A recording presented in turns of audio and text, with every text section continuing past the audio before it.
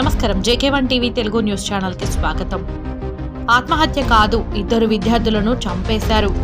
Bhuvanagiri SC బాలికల వసతి గృహంలో ఇద్దరు 10వ తరగతి విద్యార్థినులు ఆత్మహత్య కారణాల అన్వేషణలో అనేక అనుమానాలు వ్యక్తమవుతున్నాయి.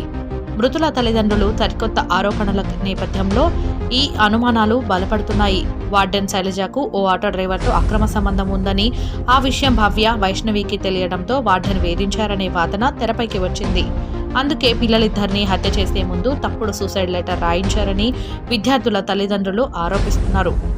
మా మేడం శైలజ మంచిది, ఆమెను ఒక్క మాట కూడా అనకండి అని విద్యార్థినులు రాసినట్టు చెబుతున్న సూసైడ్ లెటర్తో పలు అనుమానాలు వ్యక్తమవుతున్నాయి. ఈ స్థితిలో వార్డెన్ శైలజ, ఆటో డ్రైవర్ ఆంజనేయుల్ని పోలీసులు అదుపులోకి తీసుకున్నారు. ప్రస్తుతం వీరిద్దరిని ప్రశ్నిస్తున్నారు. మరోవైపు భువనగిరి హాస్టల్లో బాలికల ఆత్మహత్య కేసులో 6గురిపై కేసు నమోదైంది.